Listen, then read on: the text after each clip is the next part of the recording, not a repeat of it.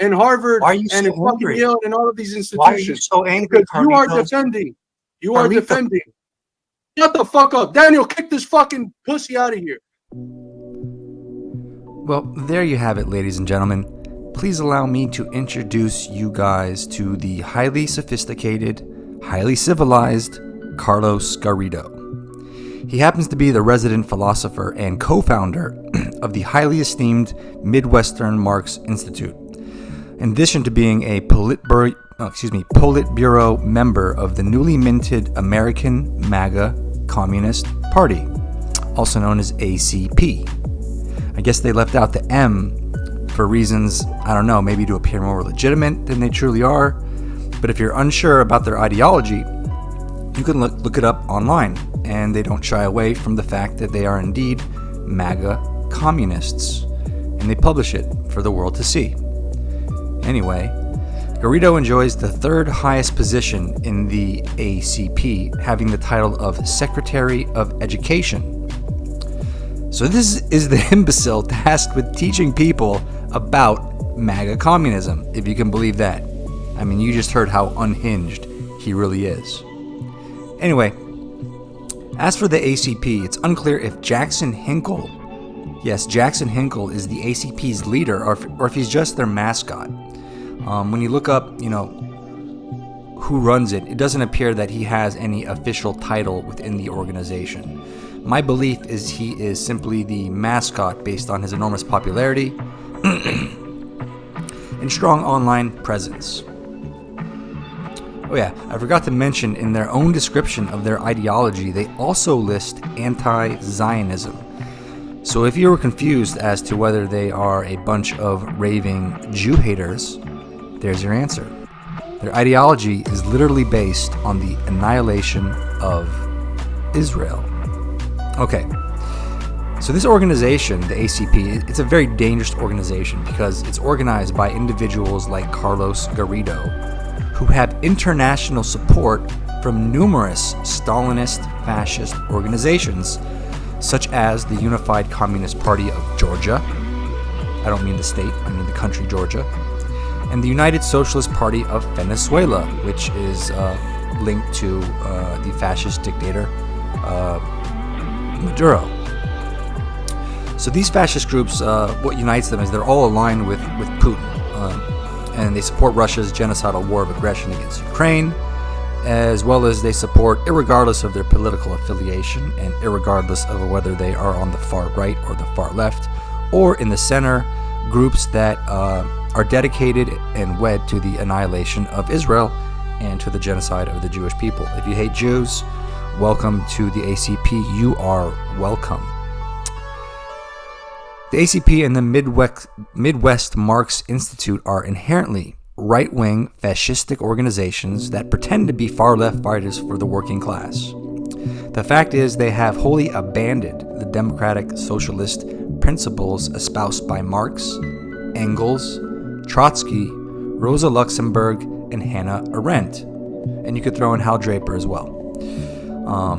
And instead, their purely Stalinist fascistic ideology is one that has been adopted by Kim Jong-un of South Korea, Ayatollah Khamenei of Iran, and Vladimir Putin of Russia. Oh yeah, Assad of Syria, he's also in the group, I forgot. So those are the people that the ACP bozos idolize. And those are the very countries that they want to turn the United States into, okay? That's what they want to turn the United States. They want to turn the United States into North Korea. They argue that those countries represent the justice, freedom, and democracy espoused by the founding fathers of the United States. I kid you not.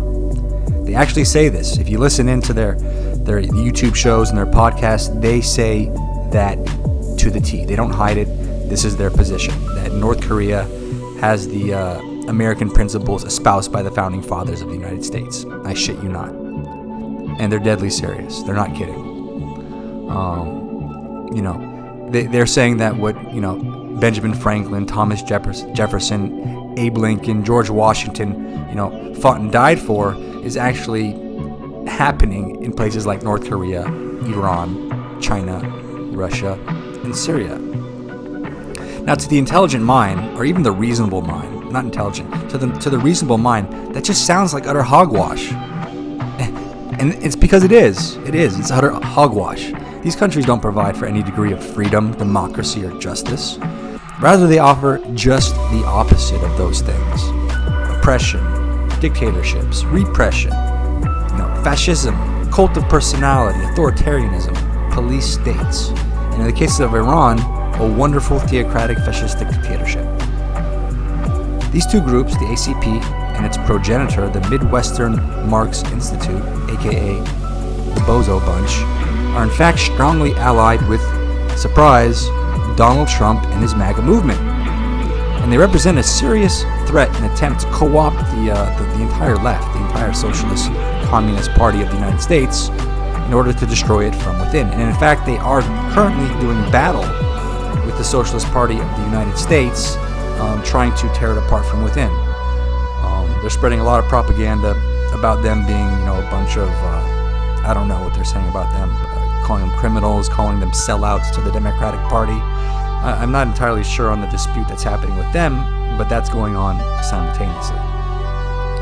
Now, their affinity for Trump stems from his allegiance to Putin and Russia. And because they fully understand that should Trump be elected, it'll irreparably harm the United States' standing as the world's preeminent democratic superpower. And it'll threaten its bastion as a bastion for freedom and democracy. By putting into power Trump, who's a puppet, somebody who's entirely beholden to and subservient to the will of Putin himself. But that's enough background about that. Let's get into the video. The organizations and those two organizations and Carlos Garrido obviously hate me. Well, actually, they don't hate me personally. They don't really know who I am. But they hate everything I stand for with a passion. Shut the fuck up. Daniel, kick this fucking pussy out of here. Much of this stems from the fact that I dare to question their bona fides as champions for the working class. Just think back into history. Think back to the time of Stalin during the 20s, 30s, 40s, 50s. Who is no doubt, by the way, Stalin, no doubt, is their number one world superhero. He's their God. He's their Jesus Cristo. In Stalinism, they see the Holy Grail. So what did Stalin do with those who dared to dissent? Those who dared question his authority? Well, one of two things. He either executed them, or he threw them in the gulag for 25 years to work them to death. But before he would do that, he would make sure to torture them, sometimes for weeks on end, and then put up a show trial where he would force them to confess their disloyalty to the party. He would totally tear them apart and try to, he would literally erase them from history, turn them into traitors. All the people that fought alongside Stalin, all the people that carried, fought alongside Lenin, all the people that carried Lenin's, his casket, one of them was Stalin, all those people carrying his casket, Stalin later had killed or imprisoned. Okay? That's how Stalin dealt with dissent, and this is how these modern-day Stalinist fascist scum also deal with dissent. Shut the fuck up. Daniel, kick this fucking pussy out of here. Kick him the fuck. They represent everything the United States was created to oppose. And getting back to the resident philosopher of the Midwestern Marx Institute and the Secretary of Education for the ACP, Super Bozo Carlos Garrido, and the other cult officials of his ilk. Shut the fuck up, Daniel, kick this fucking pussy out of here. Cult officials, I mean the founders of these things, such as professional bozo Noah Kravchuk. These guys host weekly shows pushing their MAGA communist, fascistic, Jew-hating ideology to a select group of sycophantic followers who wouldn't know Marxist ideology from Hitler's National Socialism and far-right fascism if it smacked them upside the damn head, but who faithfully tune in week after week and blindly accept this MAGA communism schlock as if it were the gospel coming straight from Marx himself. Anyway, as it turns out, these bozos invite people to call in to discuss current events, to analyze them through a Marxist perspective. And they seem to put out special invitation specifically to people who question the validity of their MAGA communism anti-Semite ideology. So obviously, I couldn't help it. I had to call in. Now, they don't post a telephone number, and you got to do Discord, and it took me a little while to to get up to speed with Discord, but I figured it out and I got connected. And I was met by some gatekeeper secretary type person who was screening all the calls, trying to get rid of the troublemakers, right? The rabble rousers. I'm guessing, people like myself.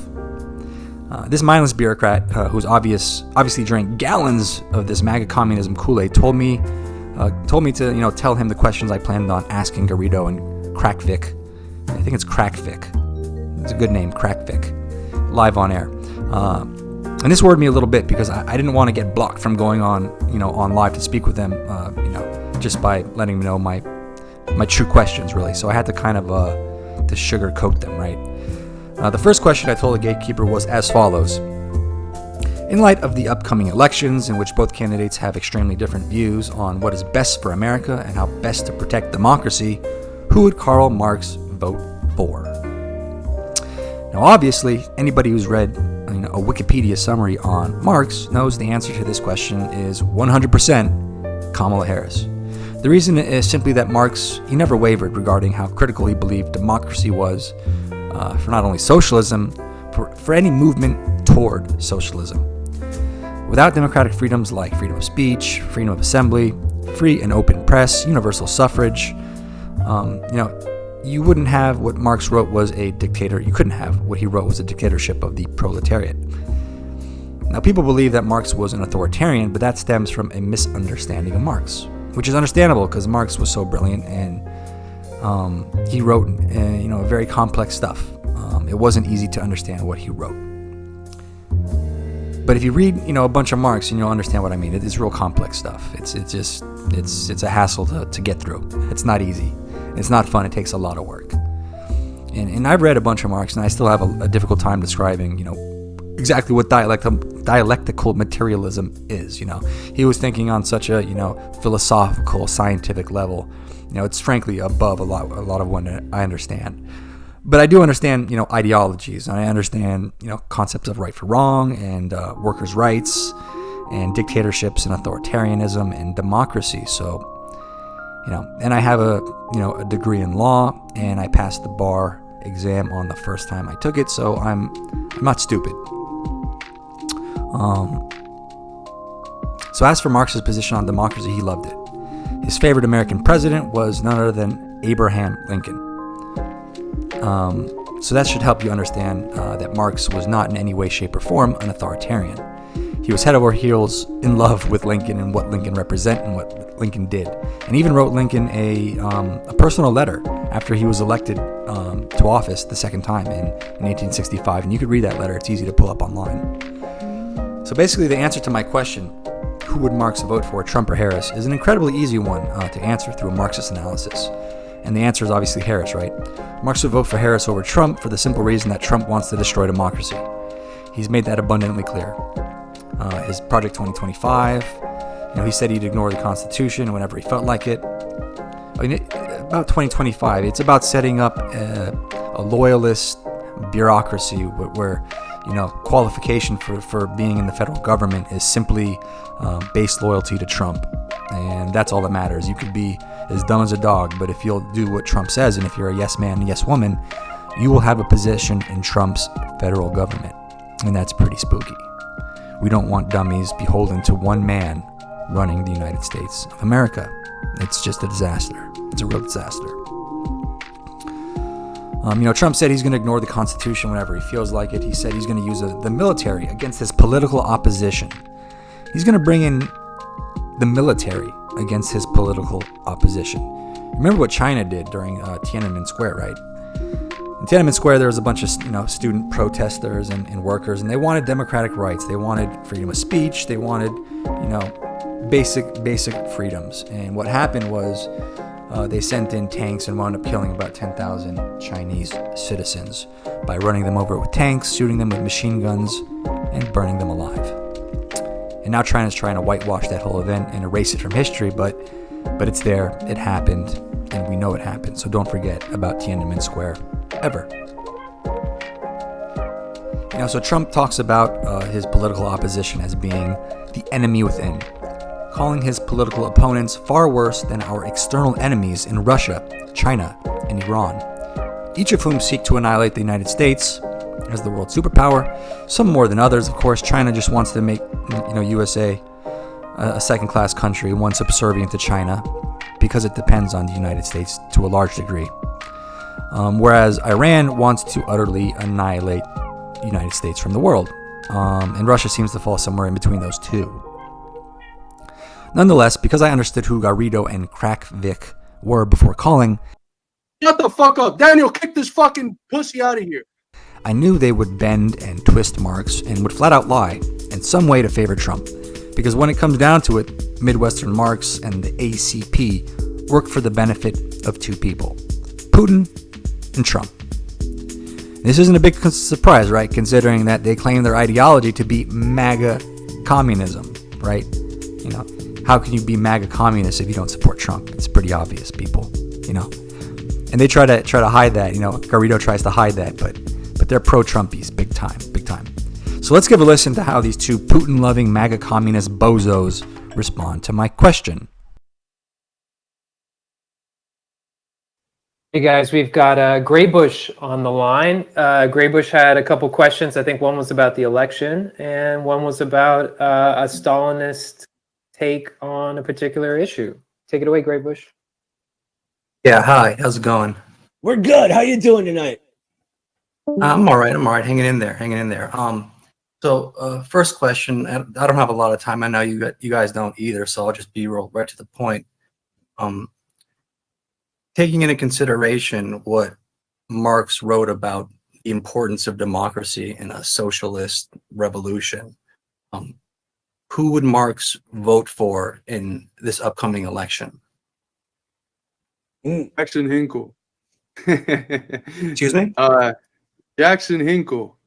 No, I'm joking. I don't think he would vote. The Marxists wouldn't do much voting in the. So Carlos said he would vote for Jackson Hinkle. Then he said he was kidding, but the fact is he wasn't kidding, not even a little bit. I mean, Garrido and Hinkle just this year created the American MAGA Communist Party, as I said earlier, and if it was up to Garrido and these Midwestern bozos, Jackson Hinkle would be the president of the United States. No doubt about that. But Garrido said he was kidding, right? So, we'll just take him at his word. I don't know why, but we will. Anyway, his statement is even more ridiculous. He said that Marxists wouldn't even vote. Pure hogwash, right? Of course Marx would vote. Only morons don't vote. But this Garrido bozo, who proclaims to be a Marxist, is saying that Marx wouldn't vote in the upcoming election, in which democracy is literally on the line. I guess the average MAGA communist is so incredibly stupid that they would believe such a bumble-headed comment like this. I don't know. I mean, to Marx, universal suffrage was critical because it was the component that gave power. It was one of the components that gave a large degree of power to the working class. Without universal suffrage and its exercise, people exercising the right to vote, Marx argued there could not exist socialism. So this just shows how ignorant these bozos are in regard to understanding Karl Marx. Shut the fuck up, Daniel. Kick this fucking pussy out of here.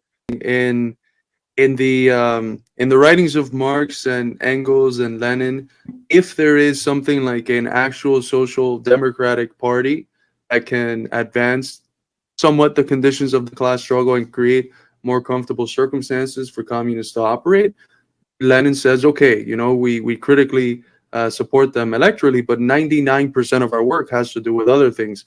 We're not going to be hyper focused on sending cadre to get like Kamala Harris elected or some ridiculous thing like that. But that's not the conjuncture that we're faced with in the U.S. We're faced with two imperialist candidates that are in favor of continuing a genocide on the Palestinian people and carrying out proxy war against Russia. One of them claims to be able to solve it in one day. We'll see about that. But so then Garrido says Lenin said that voting is only worthwhile is if there's a perfect communist candidate. And this is more pure bozoism coming from Garrido. Only a reactionary wouldn't vote unless there was a perfect communist candidate, because in the real world, when a candidate is elected, it'll determine the landscape, the conditions within which so-called communists need to operate if they want to, in fact, move toward a socialist system. And And as we know from Marx, democracy was the key ingredient for any movement towards socialism. So Garrido's talking pure bullcrap here, people. Then he says Marx and Lenin wouldn't vote for either candidate because both are imperialists, because they support the genocide in Gaza. First off, there is no genocide in Gaza, which shows what an enormous bozo Garrido truly is. Genocide is a legal term with two critical elements. You have to have the genocidal action, and you have to have genocidal intent. And in the case of Israel, which is fighting a defensive war against Hamas, who began this war October 7th, and who promised to repeat October 7th 1,000 times until Israel was completely wiped off the map, there is no such genocidal intent, and it can't be proven in any court of law. While there is a case in the ICJ that was brought by South Africa, that case is going to wind up in a not guilty verdict, I assure you. There's no way the ICJ comes back and rules Israel guilty of genocide. It's just not going to happen, because then they're going to have to find any country waging a defensive war is guilty of genocide. If their opponents, like Hamas and Hezbollah, use as their primary weapon of war human shields, because you can't kill Hamas unless you kill the civilians they use as shields. It's impossible. They hide underneath them. They use citizens as camouflage. If you want to kill Hamas, there's going to be the deaths of civilians. There's no other way. You can't do it any other way. And that's sad, but that's what Hamas did. You can't accuse Israel of committing a genocide simply based on the number of civilians. And anyways, proportionally speaking, the ratio from combatants to civilian deaths, it's not even that high. It's not even 2 to 1. I think the exact number is 1 to around 1.3 or 1.4. Allegedly, there's 42,000 dead. I believe maybe 24,000 are women and children. And, there's at least, according to Israel, and I believe what Israel says, there's at least 20,000 dead Hamas. So do the math. It's not as bad as it could be, considering the battlefield is the most densely populated region on Earth. So there is no genocide. Garrido also says both candidates are imperialistic because they both favor carrying out a proxy war against Russia. This is crazy talk, right? Russia invaded Ukraine, people. The United States didn't start the war in Ukraine. NATO didn't start the war in Ukraine. This is Putin wanting to reestablish the Soviet Union, the USSR. That's his dream, to make this big, imperialistic, huge behemoth of a country that the USSR was. The U.S. is simply giving Ukraine the tools that they need to defend themselves. But these bozos, they just love Putin. They believe Putin has created a Marxist utopia in Russia. But that couldn't be farther from the truth. Russia, like China, they're just state capitalist systems. They're bureaucratic, collectivist, authoritarian systems. There is no socialism going on in those countries. Just like there's no socialism going on in North Korea, or Iran, or Syria. The workers don't own the means of production in Russia. Putin owns the means of production in Russia. Putin literally controls every last aspect of the Russian economy in the palm of his hand. A lot of smart people actually believe that Putin is truly the wealthiest person on Earth, and that wouldn't be hard to believe considering he controls every industry in the entire economy of Russia to do with as he pleases. So then the bozo Garrido mentions Trump's completely bozo statement that he'll end the war in 24 years, right? Trump said he's going to end the war in Israel and in Ukraine in 24 hours. And Garrido says, we will have to see. Now, this response, we will have to see, shows that he wants Trump to be elected, right? Without saying it. Because by saying we'll have to see implies that Trump will in fact be elected. And they want to see. And of course they want Trump elected. These are MAGA communist people. Let's not get confused who they are. And who in their right minds believes Trump can end Russia's war in Ukraine in a day, really? It's utter nonsense, people. Trump can't control Putin. The opposite is true. Putin controls Trump, which makes him such a dangerous person to the United States. Which means if you're a patriot, people, and you love the United States of America, and you care about this country at all, and you care about freedom and you care about democracy, then you're going to vote Harris. There's no question about it. This isn't a tough one. This is a no-brainer. Not that she's going to fix the enormous problems the United States faces, because obviously she won't. She's a status quo person, but simply you vote for her because she doesn't pose an existential threat to democracy, people, and Trump does. So that's what it boils down to. So please vote Harris. Vote for America, vote for democracy, vote for freedom, vote for Harris. It's a no-brainer. Don't just vote your party line. Put aside your party line. This isn't about loyalty to one man. This isn't about loyalty to Donald Trump. Donald Trump isn't loyal to America. Donald Trump is loyal to himself. And then there's those people that say, well, what about the third parties? What about Jill Stein? Let me make it clear. Jill Stein has a 0.000000001% chance of winning. That means voting for her is just voting for Trump. And don't get it twisted. Trump himself said how much he loves Stein. He literally said, I love Stein because she takes 100% from the Harris vote. She doesn't take anybody from Trump. She just drains the Harris vote. And that benefits Trump 100%. So if you're voting for Jill Stein, people, you're voting for Trump. You're just confused. I don't know if you're stupid. I don't know if you really like Trump. I don't know if you're just uninformed. But let me tell you, if you're voting for Jill Stein, you are voting for Trump. I want to maybe not go to Marx, because I think Carlos covered that pretty well, but Lenin really sort of deepened this question because he was actually participating in something similar before the October Revolution, right? And the way Lenin describes it is that we do whatever is best for the class struggle at a given time. For example, at one point, he urges English communists to, quote, support labor like a noose supports a hanged man, right? Because that was the weaker side of the institutions at the time, and would present them a weaker ruling class with which to fight that would be more divided. And it was a tactical decision. A lot of the times he would talk about voting for a candidate that can't even win just to be given a spot in the spotlight to reach people and propagandize and agitate and educate, that kind of stuff. So I think Lenin would be with us, and in saying that the best move for the working classes of the US, which we call the proletariat and the reproletariat, would be not just to not vote, but to campaign to boycott the election. In my opinion, the biggest dent we can put into the system right now would be for a record low turnout for this presidential election, as both candidates are saying they need to save the country from the other one, who is the most evil thing to ever be evil in the history of evil, right? Which is silly. But yeah, that's what I would say. Okay, now the super bozo man, Noah Kravchik, decides to chime in. And the first thing out of this bozo's mouth is that he's going to answer my question more through a Leninist perspective, a Leninist interpretation rather than Marx.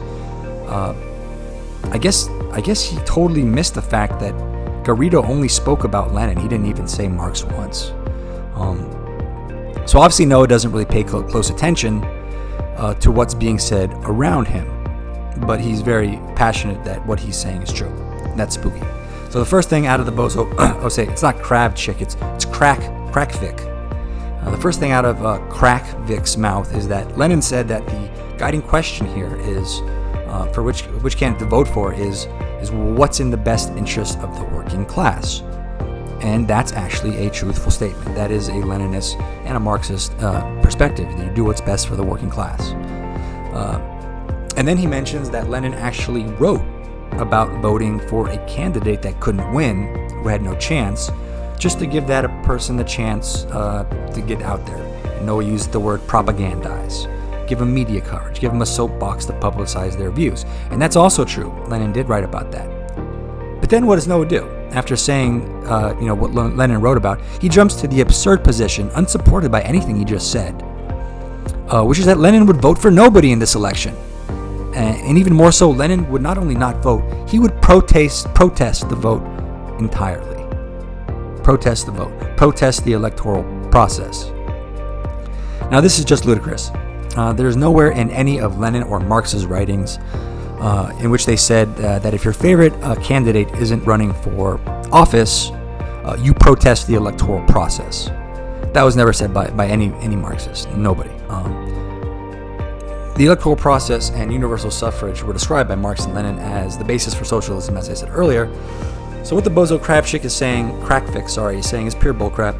Lenin, like Marx, understood the importance of democracy over bureaucracy, and in Lenin's case, this became crystal clear in the months and years leading up to his death in 1924, when he began to fully comprehend and realize the danger that Stalin posed to Russia, the world, and to the revolution itself. And Lenin had a couple strokes which made him a lot more effective in politics, but he was able to put together his final testament, in which he wanted to make sure that Trotsky, not Stalin, took over control of the party. He went with the Menshevik over the Bolshevik. He went with the Jew. Okay? Lenin knew the danger of Stalin and decided to go against the Bolsheviks and with the Menshevik Jews, with Trotsky. And this enrages Stalinists. They deny this to this day. They say it's all lies and propaganda, but it's not. We have his final testament. It's been translated into English. It's very clear. Oh yeah, and by the way, Stalin admitted the testament was true himself in 1927 at a speech, but they ignore those little details. It's just propaganda. It's fake. Lenin wanted Stalin. Yeah, sure. Pure bullshit. We have his testament. We know he wanted Trotsky, right? So the bozo Kravchik is talking pure horseman over here. He's arguing that Marx and Lenin would protest the electoral process simply because there isn't their perfect candidate. Shut the fuck up, Daniel! Kick this fucking pussy out of here. Kick him. Now this is a really hardcore reactionary answer, especially in regard to this upcoming election, where if Trump is elected, it will lead quite literally, to the ruin of democracy in the United States. It'll have a crippling effect on democracy, not only in the United States, but don't be confused. It'll ripple throughout the world. What happens in the United States ripples throughout the world. That makes this election maybe one of the most important elections in history. And if history is a guidepost for anything, we know that Stalin was right. Lenin was right about Stalin. Stalin destroyed the socialist revolution in Russia, and he turned Russia into a living nightmare for not only Russians, but for the entire world. He was responsible for the deaths of no less than 20 million people. And if you want to argue that a great man is somebody who killed 20 million people, well, you're just not a very smart person. You don't kill 20 million people if you're a great person. I don't care what you're saying. What politics you have. You killed 20 million people, you're a bad dude. You're a psychopath. You're a mass murderer. You're a genocidal piece of shit. And that's what Stalin was. He was a piece of shit. And these people love him. Okay? That's what we're dealing with. We're dealing with a group of people who love a monster. They love a monster. So then I try to push back a little bit, without ruffling their feathers too much, because I have a second question coming up, which I think is really important to discuss, which is whether Stalin was an anti-Semite. And I don't want to get kicked off the show before I could broach that subject, so I push back very lightly. And this is what I said. So just don't vote. Mm-hmm. But not only don't vote, campaign against voting. Campaign against voting. Okay, but I'm thinking about that. I'm thinking, well, if you need, strong democratic institutions as a prerequisite to move forward to socialism, isn't this election important because one of the candidates is starkly anti-democratic and speaks of becoming a dictator? Wouldn't it be easier to move to a, new system of government if it was a democracy versus a dictatorship? Or am I just crazy to think that? That's a good question, but Marxism views it differently. The way Okay, so Bozo Krakvik being pretty much nailed into a corner by two sentences. I pointed out, that as per Marx's socialism, he required as a prerequisite to socialism democracy. It was a condition precedent. Democracy was a condition precedent to socialism. And also I pointed out that Trump wants to be a dictator, which he said. Krakvik kind of, scratches his forehead, goes, That's a good question, he says. That's a good question. But he says that that's just not how Marxism views it. Both crap. That's reality. Marx viewed democracy as a prerequisite to socialism. Trump will destroy democracy. If you believe in Marx, if you believe in Lenin, if you believe in socialism, if you believe in democracy, you're going to vote for Harris. It's just a no-brainer, people. Trump, he's a real bad dude. He wants to be a dictator. He wants to use the military against his political opponents. This is not what America is all about, people. Okay, so that wraps it up for this video because it's already getting a bit late. This video is getting a bit long. And you're probably wondering, well, how did I get kicked off the show? What did I say to the Bozo Garrido that made him, flip a switch, that made him go berserk? Shut the fuck up. Daniel, kick this fucking pussy out of here. That made him totally unhinged. Well, if you want to find out, please tune in to my next follow-up video, which should be coming out in the near future. So yeah, please check back and I will put that video out. And I'll show you what I said to drive Garrido up the wall. Thanks for watching Graybush Middle East Productions, and please be safe out there, people.